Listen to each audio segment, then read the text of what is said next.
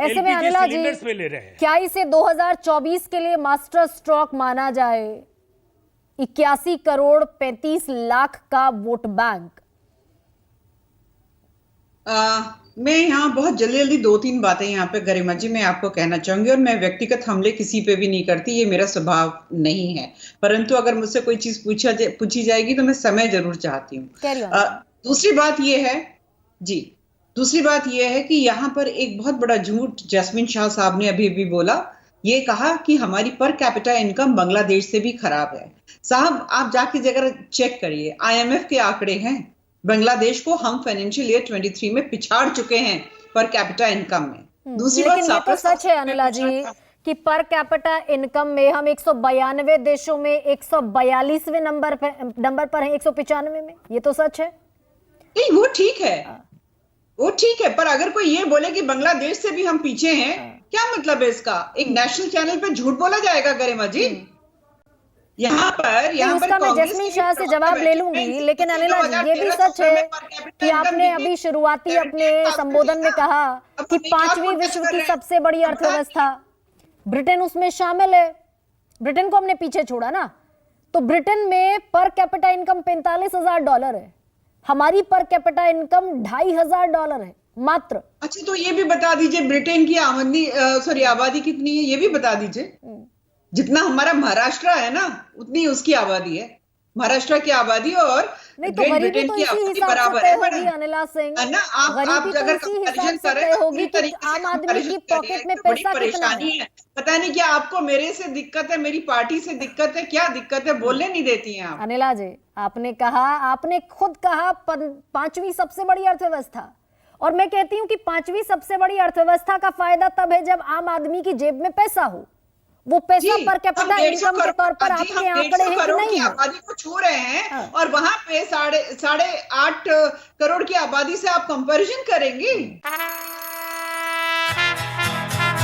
ला ला ला ला ला ला ला।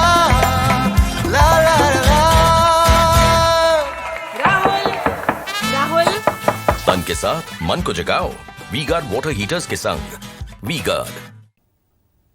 और यहाँ पर बैठे हुए सापरा साहब, इनसे पूछिए राजस्थान कर्नाटका सबसे ज्यादा जो है लोन में दबे पड़े हैं, उसका क्या है? इनसे पूछिए पंजाब के बारे में। तो इनकी हालत अगर खस्ता है, अगर कांग्रेस की हालत खस्ता है कांग्रेस शासित राज्यों में, तो आपको सर्टिफिकेट मिल जाता है। जो प्रॉमिस इन लोगों ने हिमाचल और कर्नाटका में किया है उसको पूरा तो कर नहीं पा रहे हैं। और मैं जेडीयू के प्रवक्ता भाई से कहूंगी, बहुत सारी चीजें आपने कह दी, बिहार में बता दीजिए वैट कितना कम किया है, कितनी चीजें आपने सस्ती कर दी हैं, एम्प्लॉयमेंट रेट बताइए बिहार का। तमाशा बनाया हुआ है। आज गरीब के साथ भारतीय जनता पार्टी की सरकार खड़ी है, सबको बहुत परेशानी हो रही है। तो फिर मानिए अनिला जी इस बात को, फिर मानिए कि देश में 80 करोड़ लोग गरीब हैं, भूखे हैं, तो आपको लग रहा है अडानी अंबानी को 5 किलो का अनाज मिल रहा है? गरीब तो मानिए, फिर नीति आयोग की रिपोर्ट झूठ है, फिर ये मानिए। प्रधानमंत्री का भाषण तो सुना होगा, उन्होंने क्या कहा? फिर नीति आयोग की रिपोर्ट झूठी रिपोर्ट है, ये मानिए। अरे ये भी बता दीजिए IMF ने, फोर्ब्स ने क्या प्रोजेक्शन दिए हैं इंडियन इकोनॉमी को लेकर? क्या दिए हैं? 24 के लिए भी, 25 को लेकर भी। आप इकोनॉमी पर चली गई, एक्सपर्ट भी बैठे हुए हैं, बताएं। आप इकोनॉमी पर चली गई। मैं बड़ी इत्मीनान से और बड़े एहतराम से, दोनों चीजें तो नहीं चल सकती ना। हमें उनकी सहायता करनी है, हम गरीबों की सहायता करते हैं, उन्हें आगे बढ़ाते हैं, मजबूत करते हैं, उनको सस्टेन करने के लिए हमें 5 वर्ष में आगे अगर ये राशन दे रहा है हम बिल्कुल देंगे, हम उनके साथ खड़े हैं। उन्होंने कहा है ये बात, ठीक है, डिनाई कहाँ कर रहे हैं वो? ठीक है, तो नीति आयोग की रिपोर्ट फिर झूठी है, गलत है, जिसमें मात्र 1% गरीब है जो कि 125 रुपए में गेहूं और चावल नहीं खरीद सकता, वो गलत है। मैं चरण सिंह सप्रा, यही फिर आप भी कर रहे हैं।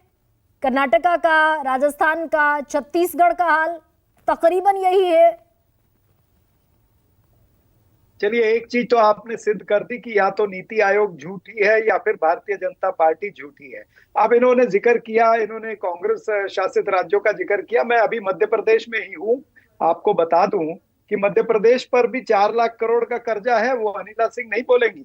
ये 4 लाख करोड़ का कर्जा कैसे आया और ये 4 लाख करोड़ के कर्जे में इन्होंने किया क्या? डबल इंजन की सरकार का ट्रिपल भ्रष्टाचार हुआ, 50% कमीशन, वहां कर्नाटका में 40% कमीशन थी, यहाँ पर 50% कमीशन। और झूठ जुमलों की ये दुकान जो है ये लोग 18 वर्षों से चला रहे हैं। उसके वो उसके आपको बारे कह रहे हैं कि कट कमीशन करप्शन करेगी। ये तो फिर क्या कह रहे प्याज के छिलके हैं चरण सिंह सप्रा ना। कट कमीशन करप्शन वो आपको कह रहे हैं, 30% कक्का काम पक्का वो आपको कह रहे हैं। भाई वो जो मर्जी कहते रहे, लेकिन कर्नाटक के अंदर ये सिद्ध हुआ कि 40% कमीशन खोरी चल रही थी। इन्होंने इतने मुद्दे वहां पर गली से लेकर के दिल्ली तक के नेता आए कर्नाटक में, और क्या क्या बातें इन्होंने नहीं की। इन्होंने राज्य की भी बातें की, राष्ट्र की बातें की, विदेश की बातें की, तमाम सारी भाषण प्रधानमंत्री ने किए, लेकिन एक नहीं चला, क्योंकि धरातल पर मुद्दा था 40% कमीशन खोरी का। मध्य प्रदेश के अंदर धरातल पर मुद्दा है 50% कमीशन खोरी का, भूखमरी का मुद्दा है, यहाँ पर महंगाई का मुद्दा है, बेरोजगारी का मुद्दा है, आदिवासी उत्पीड़न का मुद्दा है। क्या अनिला सिंह जवाब देगी? भारतीय जनता पार्टी के मंत्री पुत्र ने आदिवासी के मुंह पर यहाँ पर पेशाब किया। दलित के ऊपर अत्याचार यहाँ पर हो रहा है, महिलाओं पर अत्याचार बलात्कार रोज हो रहे हैं। उज्जैन का किस्सा भूल गई, जब 12 साल की बच्ची वहां पर 6 घंटे घूमती रही, उस बच्ची को आपने भिखारन बता दिया और फिर उस बच्ची को 1500 ठीक है चरण सिंह साहब बिल्कुल दुरुस्त कह रहे हैं, लेकिन एक सवाल का जवाब दीजिए। राजस्थान में 5 साल से सरकार, छत्तीसगढ़ में 5 साल से सरकार, वहां गरीबी खत्म क्यों नहीं हुई? वहां ये 1-1 हजार की कैश ट्रांजैक्शन की जरूरत क्यों है? वहां पर गरीबी इसलिए नहीं खत्म हुई है क्योंकि केंद्र सरकार से जो सहयोग चाहिए था वो केंद्र सरकार ने राज्य की सरकारों को सहयोग नहीं किया। राजस्थान के अंदर अगर हमने 20 लाख किसानों का कर्ज माफी किया है तो उन किसानों का कर्ज मात्र माफी हुआ जिन्होंने राज्य के बैंकों से कर्ज लिया हुआ था।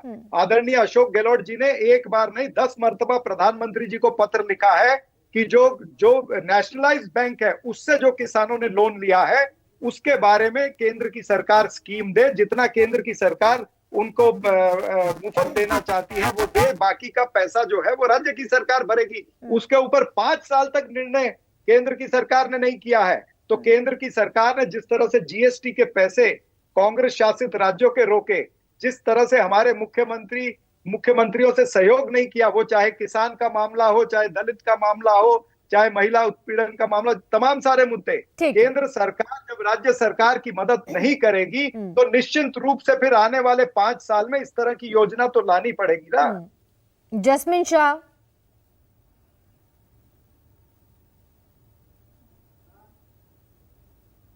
जी गरिमा जी, तो फिर सब यही मुफ्त का राशन, मुफ्त की पानी, मुफ्त की बिजली, फिर इसमें एक दूसरे पर छींटाकशी का तो कोई स्कोप बचता नहीं।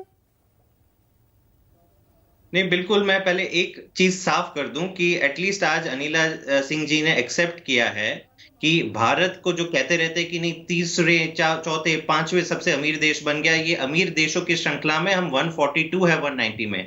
और आज इन्होंने ये भी माना कि 2023 में बांग्लादेश की पर कैपिटा इनकम इंडिया से बढ़ गई। मतलब मैं इसका स्पष्टीकरण कर दूं, इतिहास में पहली बार 2019 में किसकी सरकार थी? मोदी सरकार थी, कोविड के पहले का टाइम था। पहली बार इतिहास में बांग्लादेश की पर कैपिटा इनकम इंडिया से ज्यादा बढ़ गई, 3 साल ज्यादा रही, और अब 2023 में जस्ट भारत की बढ़ी है। मतलब देश की आर्थिक व्यवस्था आज इतनी बदहाल हो गई है, महंगाई चरम में है, बेरोजगारी चरम में है, कि ये जो मैं कहता हूं एक हिसाब से फेक फ्रीबी स्कीम है, क्योंकि आज इसकी घोषणा हो गई है, कल इसका अता पता नहीं है। आम आदमी पार्टी का जो मॉडल है वो बिल्कुल अलग है। हम कहते हैं ये लोगों का हक है, गरीब का हक है, मध्यम वर्ग का हक है कि आज तो वो फिर गरीब को हक दे रहे हैं। ऐसे में राजीव रंजन, बहुत छोटा सा सवाल, ठीक है जैस्मिन, राजीव रंजन, फिर अगर वो 80 करोड़ गरीबों को गेहूं चावल दे रहे हैं तो फिर इतनी तकलीफ क्यों है विपक्ष को? बहुत छोटा सा। नहीं, हम लोगों को कोई तकलीफ नहीं है। प्रधानमंत्री जी केवल भारतीय अर्थव्यवस्था की जो दुर्दशा है उसको ईमानदारी के साथ स्वीकार कर लें और ये कहें कि हमारे पास नीतिगत तौर पर हम ये नहीं कर पाएंगे कि हम गरीबों को नौकरियां दे सकें, उन्हें रोजगार दे सकें और उन्हें गरीबी रेखा से बाहर निकाल सकें। इसलिए 5 वर्षों तक उन्हें इंतजार करना चाहिए नौकरी और रोजगार के लिए, और 5 किलो अनाज जो हम दे रहे हैं उससे उन्हें अपना जीवन यापन करना चाहिए। ठीक है संतोष जी, अंत में कंक्लूडिंग रिमार्क ये कि एक ताल ठोकी गई कि गरीबी से लड़ना है, गरीबों को एम्पावर करना है। ये जितने भी मेजर्स चल रहे हैं, राशन, मुफ्त बिजली, मुफ्त पानी, सिलेंडर, इस सब से क्या ये लॉन्ग टर्म फाइट हम जीत पाएंगे या फिर ये सिर्फ चुनावी टोटके हैं और कुछ नहीं? नहीं, लॉन्ग टर्म फाइट तो हम केवल रोजगार पैदा करके और निवेश बढ़ा करके और उस प्रकार रोजगार पैदा करके गैर कृषि क्षेत्र में रोजगार, मैं दोहरा रहा हूं, तभी हम ये जीत पाएंगे। बहुत बड़ी लड़ाई है, लंबी लड़ाई है। ये ध्यान रहे कि चलिए माना बांग्लादेश से हम कई गुना ज्यादा आबादी है, मगर चीन तो हमारी आबादी से ज्यादा आबादी थी। तो चीन ने कैसे गरीबों की संख्या अद्भुत रूप से कम कर डाली, जबकि वो सन 95 में हमारे प्रति व्यक्ति आय के बराबर थे। आज तो वो 4.5 गुना है हमसे। तो जाहिर है कि बिहार चाहे हो, चाहे और प्रदेश हो, सारे प्रदेशों में अगर केंद्र सरकार नहीं रोजगार पैदा कर पाए तो फिर राज्य सरकारों को और नीतिगत रूप से रोजगार पैदा करने के बारे में सोचना पड़ेगा। मैं राजीव रंजन जी को बता दूं कि मैं मंगल को ही पटना आ रहा हूँ। एम्प्लॉयमेंट रिपोर्ट एक हमने लिखी है बिहार पे। खैर, दिक्कत बिहार की जैसे ये है कि बिहार जैसे प्रदेशों की और उत्तर में यूपी की भी यही दिक्कत है कि उनकी जनसंख्या बढ़त की जो दर है बहुत ज्यादा है। तो रोजगार पर फोकस, प्रोफेसर संतोष मेहरोत्रा, आप ये कह रहे हैं कि सारी राजनीतिक पार्टियां कमोबेश जिस तरीके से गरीबी को खत्म करने का दम भरती हैं, उस तरीके से गरीबी न खत्म हुई देश में 1971 में नारा आया था और ना ही आगे आने वाले वर्षों में खत्म होने वाली है। गरीबी से लड़ना है तो रोजगार देना होगा। सबसे बड़ा सवाल में फिलहाल इतना ही। इजाजत दीजिए, प्रणाम।